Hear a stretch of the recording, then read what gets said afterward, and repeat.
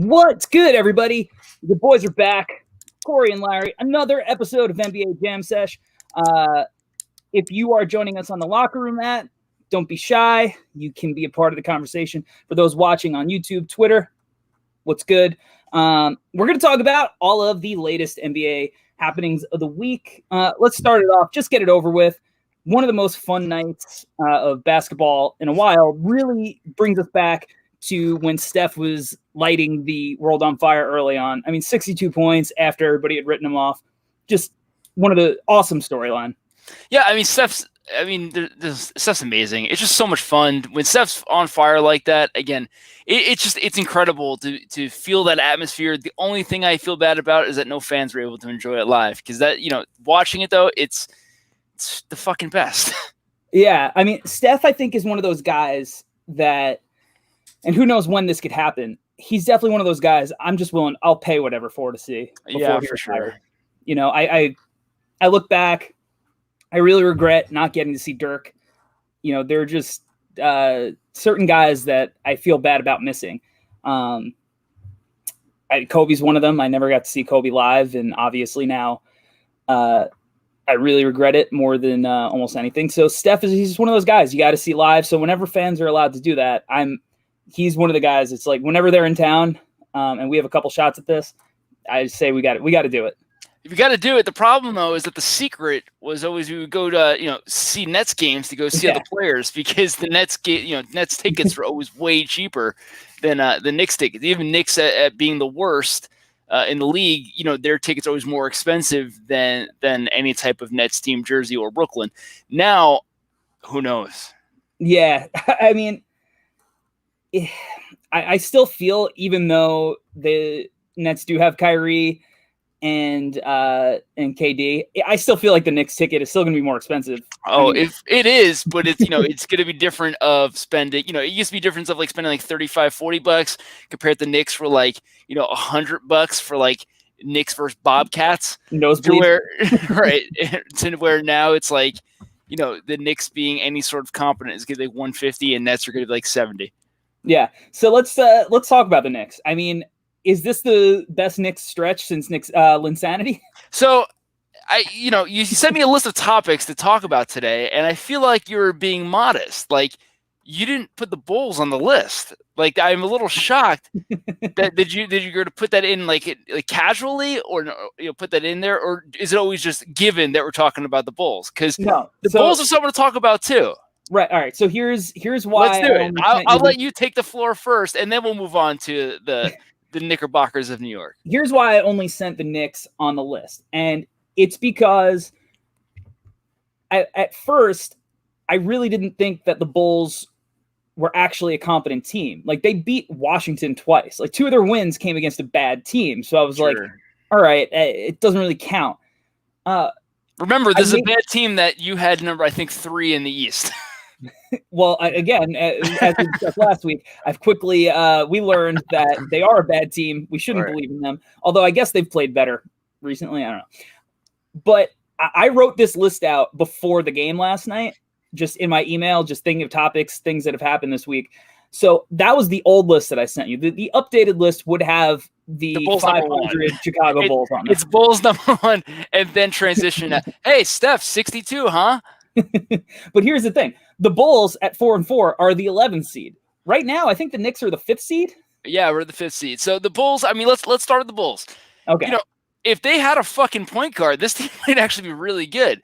So, they're sharing the role. I guess Kobe White and Levine are doing their thing, but they need if they had like a legit, imagine like Chris Paul. I mean, I understand Chris Paul band-aids every problem, but a legit point, Rubio is a name we always love to throw around. Something like that, that this team actually might be really good. Oh, for sure. And I mean, I just did 2 videos on both Kobe White and Zach LaVine. So you're all in? No.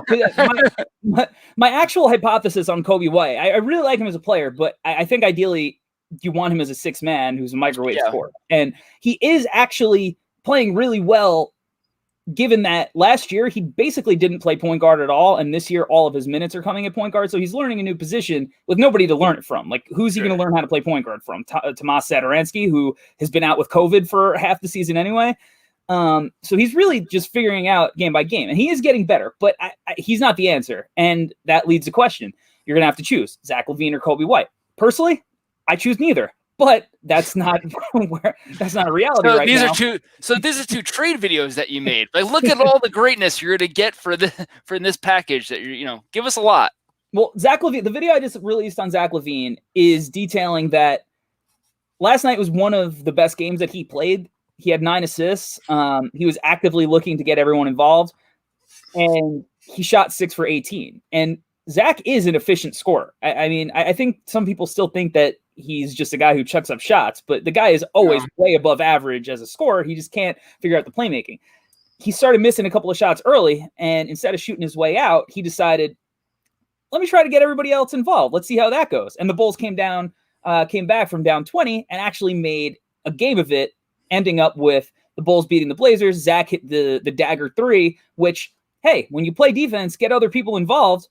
As the game goes along, you're actually still involved in the game, and maybe your shot comes along. You're that high up that now it seems like you're taking shots at the Blazers. Is that what you just did? Just play a little defense and get other people involved and see what happens. So here's the thing. Blazers, shots for that. Terry Stotts is one of my favorite coaches, but he made a monumental mistake this offseason in bringing in Jim Boylan to consult the Blazers on how to play defense. God, I see where the revenge is now. I should have picked up on that. That was my bad. I should have picked up on that one. That's I underestimated that this was personal.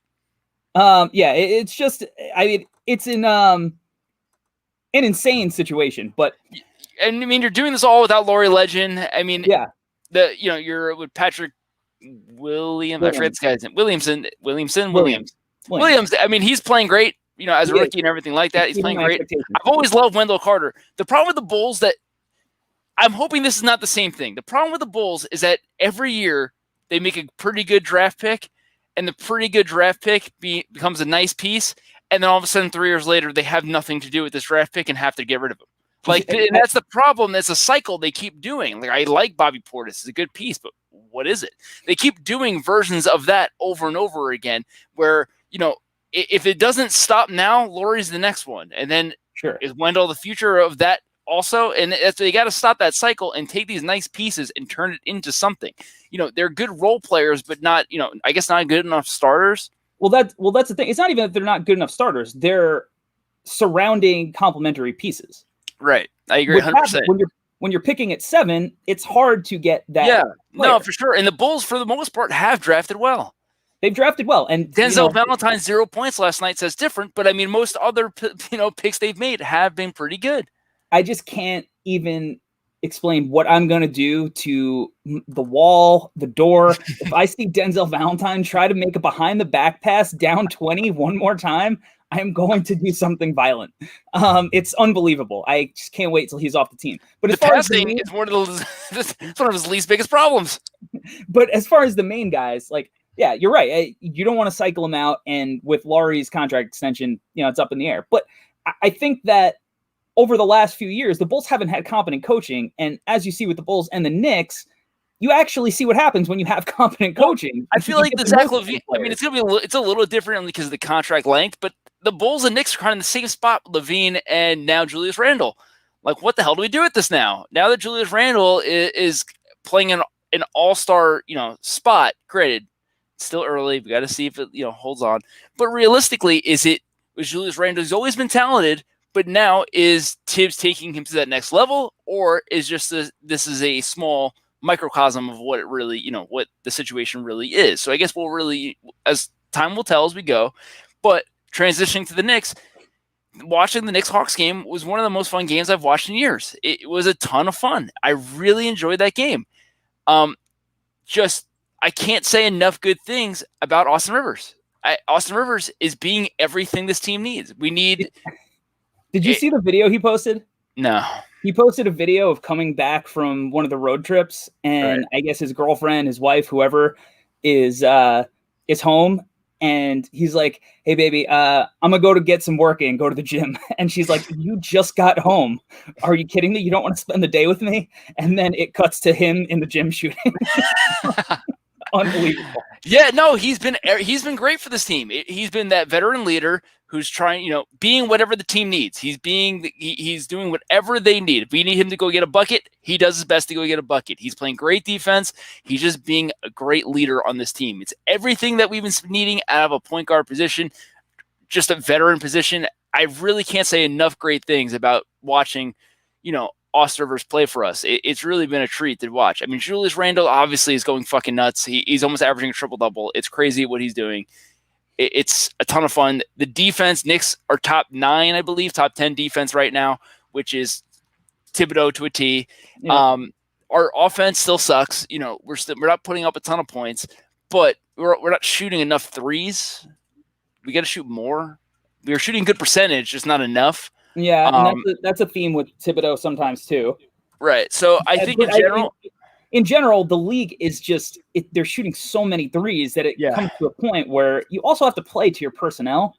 Well, that's it too. We just don't have 3-point shooters. And part of the solution is quickly, getting more minutes, more consistent confidence to shoot those shots. And at the end of the day, I'm sorry, go for it. No, your two best players are probably RJ Barrett and Julius Randle, and neither one of those guys are going to be consistent 3-point shooters. So no, and RJ Barrett, the list. As I said from day one, this entire season is all about RJ Barrett and just developing, and he's for the most part playing great. There's more good games than bad games.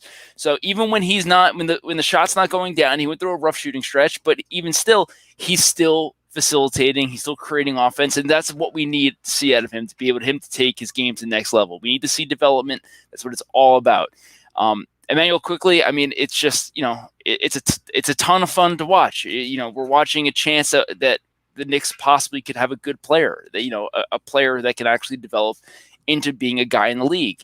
Again, it's still too early to tell, and we'll see what really happens, but all signs are this guy is good. And it doesn't help. Did you see the Knicks nickname now at this point? Quivers? Quivers, baby. We got Quivers. Austin Rivers, Emmanuel Quickly. I love it. I loved Quickly's response after the game with Atlanta that, they asked, like, are there any rookie nerves or anything? And he was like, I played at the University of Kentucky. I played in front of 30,000 people every night.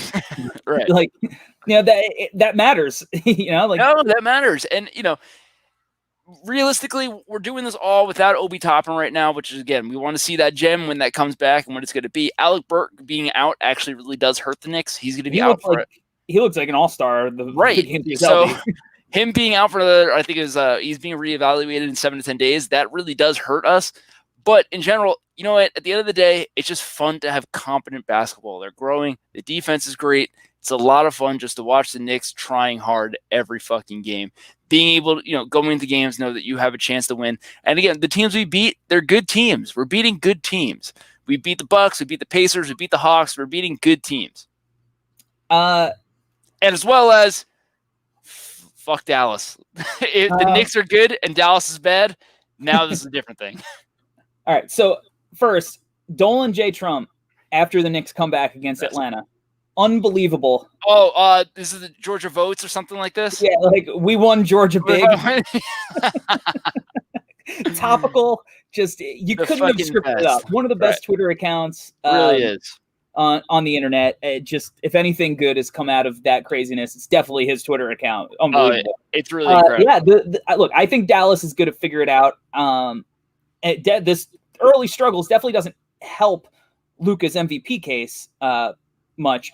But yeah, I mean, if Dallas was somehow bad and the Knicks were able to get their draft pick and the Knicks were competent, and I think the Knicks, I don't believe the Bulls are going to be or I believe they'll play competently, but I don't believe that they're going to win a ton of games because I don't believe in their point guard play consistently. Like, even if Zach LaVine flashed it for a game, the Bulls play tonight, he could very easily have 2 assists and 4 turnovers and Kobe struggle again. The Knicks, at least, I think, have enough pieces. Yeah, we got pretty good depth somehow. I mean, again, I believe that Thibodeau or are these players good? I think Tibbs is a really good coach. Who would have thought? After everybody thinks of his time in Minnesota as a failure, and he managed to take a team with Karl Anthony Towns and Andrew Wiggins to the playoffs for the first time in 13 years. Somehow it's a failure. What on earth is every other Minnesota season if that season was a failure?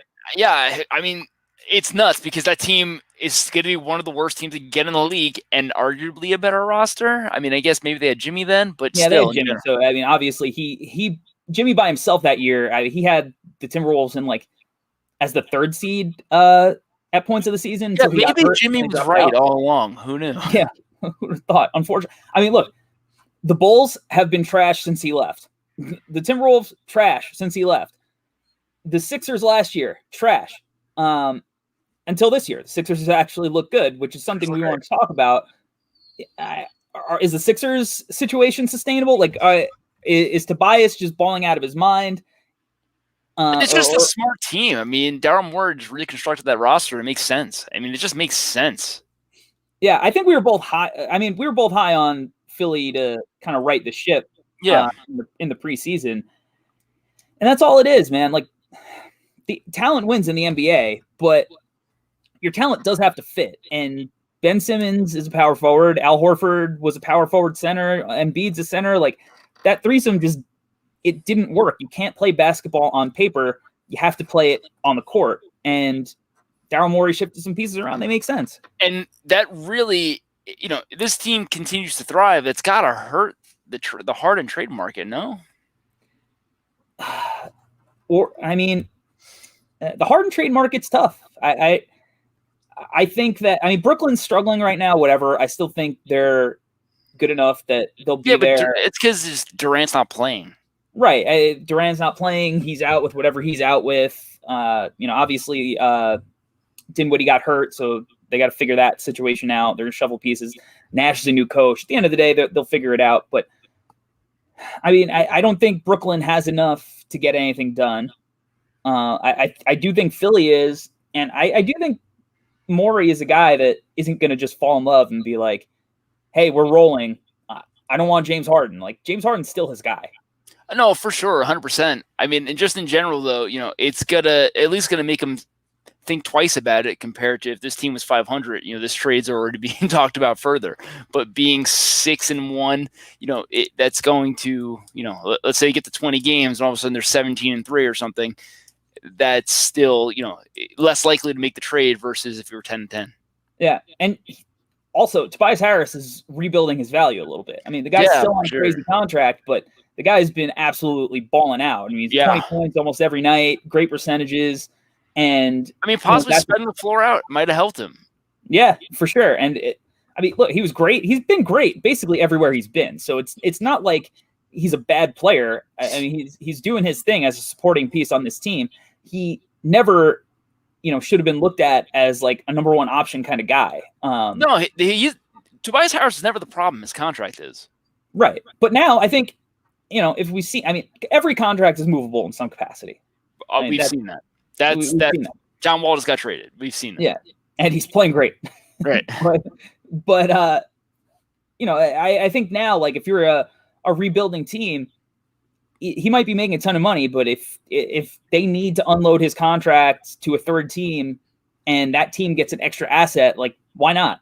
I don't think it's going to take a ton to move him if, they needed to move him in a Harden trade or something like that as a third piece. I mean, who else in the East really kind of looks legit right now to you? I mean, it feels like the Sixers are kind of running away with this thing. I mean, obviously Brooklyn will be there at the end. Boston's played kind of iffy. I mean, Jaylen Brown is killing it, but I mean, they won 2 of their games on buzzer beaters. Malcolm Brogdon, the Pacers. Malcolm Brogdon, he's ridiculous. Yeah, the Pacers are. We both were down on the Pacers. We were both down on the Pacers, thinking that this is gonna be a rough year from them, trying to figure out some pieces. But turns out Malcolm Brogdon, he's nuts. He's playing as an all-star right now. He's being the quarterback of that team. I mean, I guess we were kind of right in the sense of that we both assumed that Oladipo wouldn't be that great, and he really hasn't been that great. But Sabonis and Malcolm Brogdon are nuts. But Oladipo has been better than I thought. I mean, he's averaging over 20 points a game on 47% shooting. Yeah. But my thing was, I thought that Oladipo would kind of have an issue not being like the guy all the time. Sure. And Brogdon, like you said, the guy is just killing it. He is the quarterback. He kind of reminds me of like if Andre Miller also was like a consistent scorer. Yeah, for sure. It's nuts. And again, it's easy to think in revisionist history, but God, this has got to hurt the Bucks' feelings every day. Oh my God! I mean, that is a potentially, something we look back on as one of the reasons this Milwaukee Bucks thing didn't work out. Yeah, possible for sure. It could be the Harden trade.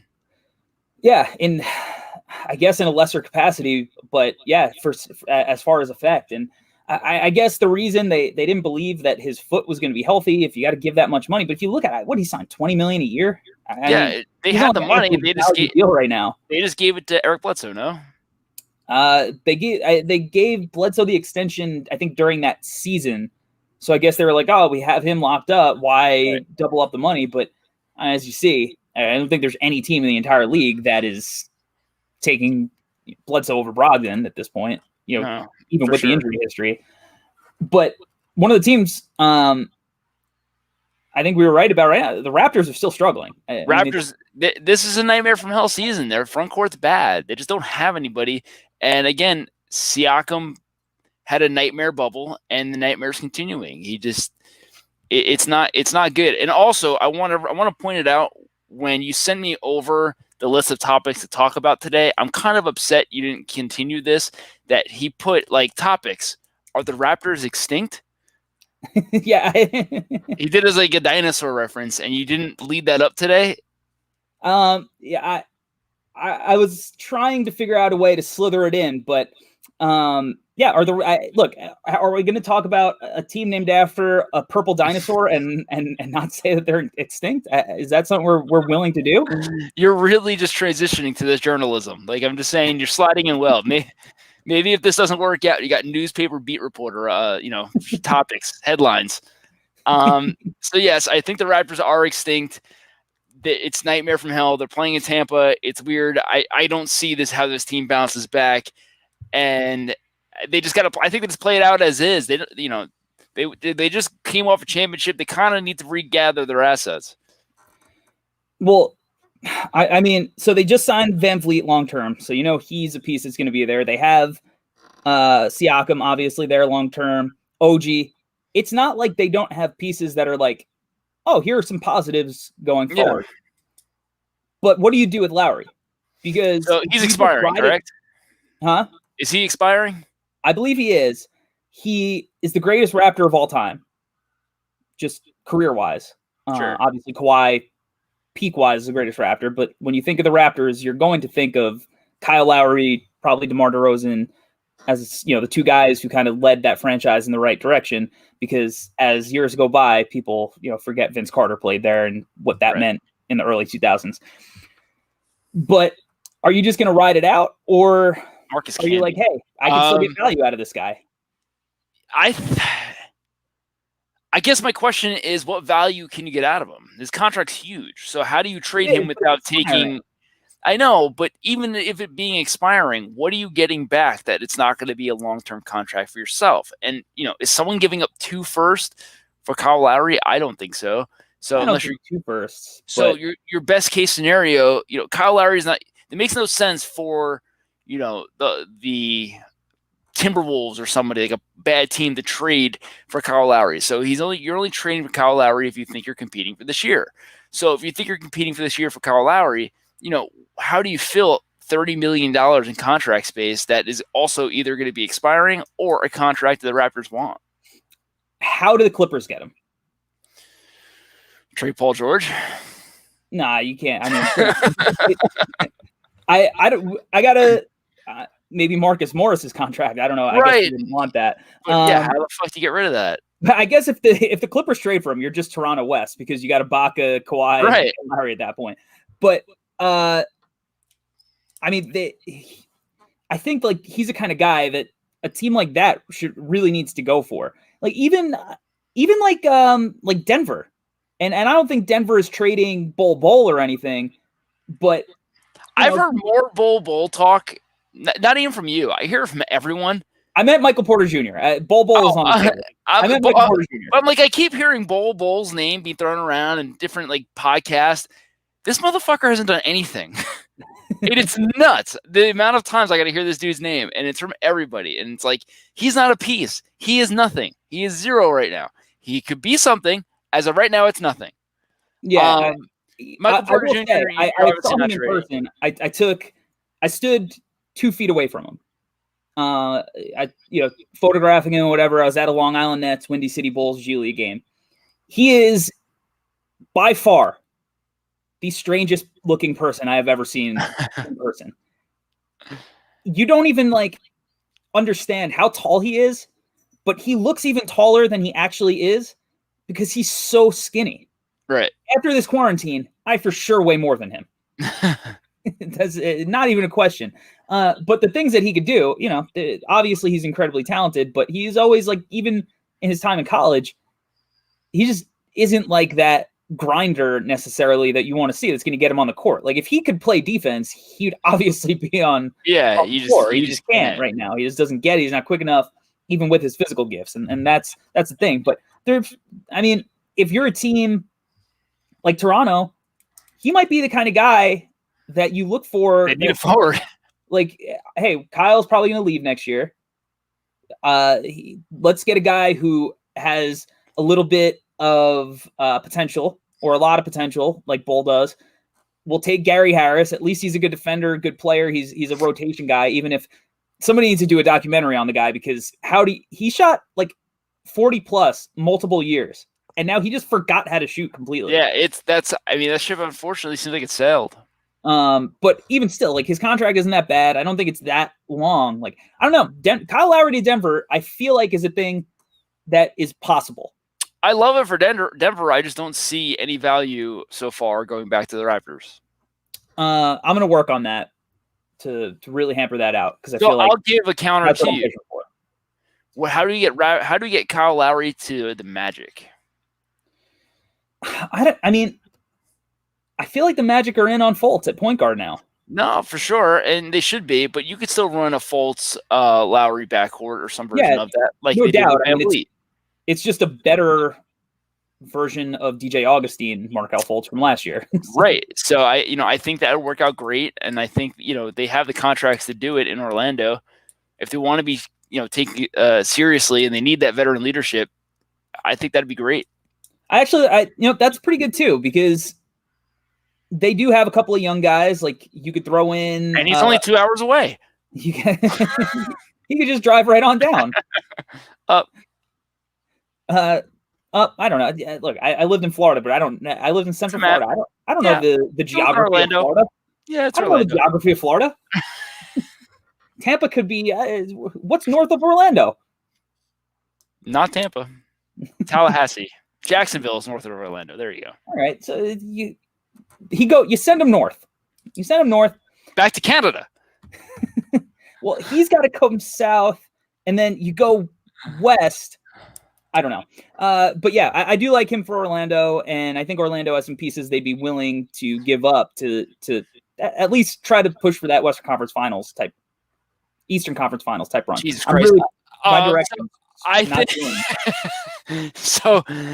think what I have noticed, or what I'm thinking about these coming down to the playoff series and everything like that, what's going to be happening in both conferences, every game is going to be so crucial, because I think between playing these back-to-back type games or these baseball series, it's very easy to go even with these games, 1-1.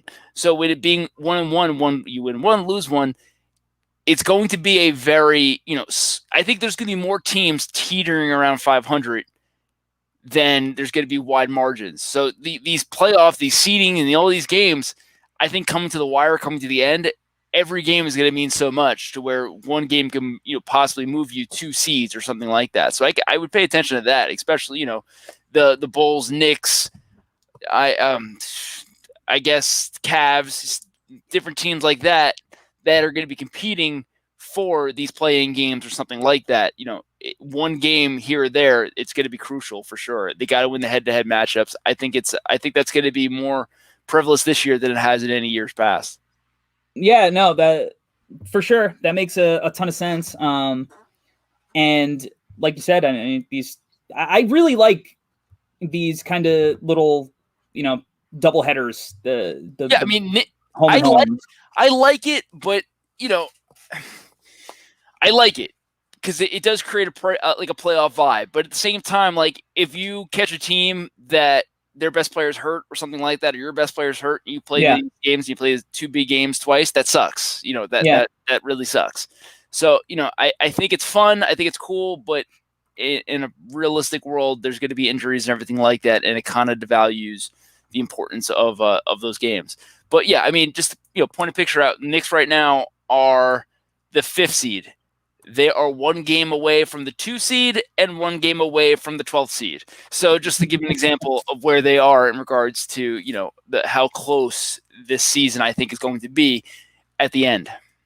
Yeah, I mean, think about it. We're 8 games in, which is what, an eighth of the season, almost. Not this season. 72 games are playing this year, right? So almost a ninth of this, an eighth, ninth of the season. It goes quick. All right. It goes quick. I mean, there's no All-Star game. I don't know if they're going to give them like a week break still, or if they're just trying to rush to the finish line. But the season is going to be a sprint more than a marathon this year, for sure. Let's where are you at on the Sacramento Kings internal dad beef? Not enough. Enlighten me. So Marvin Bagley III, his dad, I guess the second, has been very adamant that the Kings need to make him the focal point or trade him. And he is very vocal about this on Twitter. It doesn't seem like De'Aaron Fox and Marvin Bagley enjoy each other's company all that much. De'Aaron Fox's dad, Aaron Fox. So De'Aaron means of Aaron. Got it. That's how he got that name. But Aaron Fox, Pop Fox, he just said, he tweeted out, trade him. So, so we have this public Twitter beef between the Sacramento Kings. Dad, they're 2 what's supposed to be building blocks. It's the most Sacramento Kings story that we could have this year. For sure. I mean, come on, guys. You're the Kings. This is not, this is not what you need. This is not the look anybody needs. At the end of the day, it's probably about Halliburton anyway. So, let's get Halliburton's father's input. Let's see what he thinks. Halliburton, the dude's, he's the best. I mean, he, after one of his big games, he tweeted out, like, thought they said the shot wasn't going to translate. Like, he already, like... Yeah. So I can tell you whose dad I wish he would get involved for my fantasy team is Buddy Hield's dad, and talk about what his goddamn fucking son is doing to my fantasy team, because it's not a lot of great things. Yeah, Buddy really hasn't taken the Bulls by the horn this year, huh? Is that a Bull? Like, you think he's one of the Bulls? What'd you just put up there? Oh, what smoke screen did you just do? He's not helping the Bulls point guard situation. We don't need Buddy Hield. Buddy Hield, he's not helping his situation at all, for sure. Again, remember, he was supposed to be the focal point in this Boogie trade. He was. And he, for a while, it looks like a good trade. I mean, I guess technically it was. You'd rather have Buddy Hield than Boogie at this point, right? Oh, for sure, I guess. It was one of the NBA Twitter moments where you were like, oh, I need to go on Twitter to see what's happening right now when that trade was announced. But yeah, I think that everyone's going to get what they want, because eventually they're going to trade Marvin Bagley. They just have to. And for the sake of the rookie cards I bought of him, I really hope they do quick. What NBA players have actually exceeded our expectations instead of disappointing us, like Marvin Bagley this year? As I said, Malcolm Brogdon, we already covered him. Yeah. CJ McCollum is playing fucking lights out. Yep. CJ McCollum's balling. That team can't play any defense. None. But McCollum's balling out. I'm so impressed with Jaylen Brown. Yeah, I mean, Jaylen Brown it's ridiculous. Jaylen Brown, he looks like the best scorer in the league right now. Like, it's crazy. He's doing on a nightly basis pretty much whatever he wants. I mean, he's at 27 points a game on 58% shooting. I mean, he's taken, obviously those percentages aren't sustainable, and it's going to come down, and he'll probably end up being at about 25 points a game over the course of the season. That's still fucking crazy value. It's insane, and it does make you think a little bit like, okay, Harden trade is on the table. Is this a move we make? Now, personally, I still think it's a risk that Ainge should be willing to take because a rookie Peyton Pritchard should not be your best point guard option in case Kemba Walker actually has this knee issue, worse than we thought. I mean, Kemba's still not playing. He's not getting any younger. That knee, it could be a problem. And as much as Jalen and Tatum are, literally just walking into points with ease on a nightly basis, they're also not really making their teammates better consistently. Tatum has definitely had his moments. He had a game, I think he was like 12 assists and might not have even turned it over, but I'm still worried about in the long run their playmaking. So I still think that it's something they should do, but Jalen balling out like that definitely makes you think like, it's a harder trade now. It's harder trade. The James Harden trade market's rough. It's really hard to make that work. Serge Ibaka is playing fucking great. Yeah. Serge Ibaka is playing insane. It's exactly what the Clippers needed. It's really, he's really a great piece to really put that team together. He's been incredible this season. Yeah. I feel like this dude was done 8 years ago. He did. He kind of had a second life. He came on late last year and, he's looked terrific. He is what they needed. You run him, Paul George, Kawhi at the end of games at the 3, 4, 5 spot defensively, and it's a nightmare. And who's playing great? LeBron James. Who's that? Yeah, I mean, it's LeBron? Insane that every fucking year this guy play? All of them.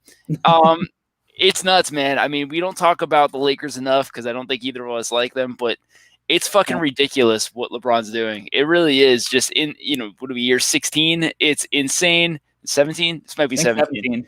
17 and what this guy's doing, it's fucking nuts. It's so fucking it's unprecedented. We've never seen anything like this before of what he's doing at the level that he can do it. Well, what's crazy, going back to the Blazers game last night, watching how Carmelo moves around the court versus LeBron, and they're both in year 17, and it's like night and day. Like LeBron's still moving around the court like he's early 30, like he just turned 30.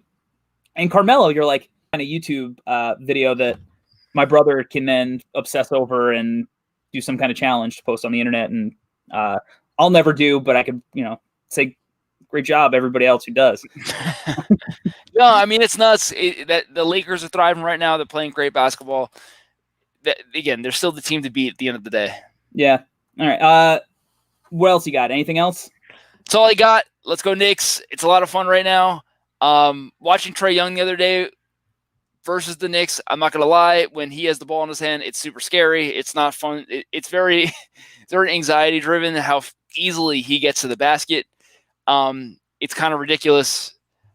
Here's what I want to say about Trae Young. One, absolutely love how Thibodeau lost his mind on the Trae Young where he comes off the screen, gets the defender on his back, and just that bullshit. The Chris Paul fucking move. Right. And Trae is so good at it. Shit. Yeah. Trae is so good. He's so fucking fast. He's just in the paint. Good. Right. But the issue is that like it's so not fun to watch. I feel like he takes the unfun part of basketball that James Harden brings to another level. I mean, this is my Dwayne Wade argument for years. I absolutely hated watching Dwayne. Yeah, but Dwayne was way better to watch. Oh, of course, 100%. But D Wade, his fucking pump fake jumping into a guy, he just mastered it. Yeah, mastered it. Yeah, he did. He forgot how to do it in Chicago, but he mastered it. And Trae, he's so good. I think the Hawks are legit. I think that getting Gallinari back will help. Getting Okongwu back will help. Their defense obviously still struggles at times, but what he does for an offense is undeniable. The Hawks, I think, are going to continue to be a good team. I don't think they're going to be a top team, but they'll be a good team. I think they're going to be a lock for the playoffs. But watching Trae Young is just not fun. And, I guess if he's on your team, maybe it's fun. I don't know. But I just don't want to watch somebody who just backs up and draws all these fouls. And seeing Thibodeau lose his mind over that just made me so happy because, the ref is just like, I guess you're right. You're going to tell Thibodeau when he's yelling at you like that he's wrong? No, Tibbs brought the passion. Again, the shitty Knicks that right now who are 4-3 are still so much more popular in New York than anything the Nets are doing. Oh my God. No one will ever care about Brooklyn. No. Brooklyn could win 3 championships this year.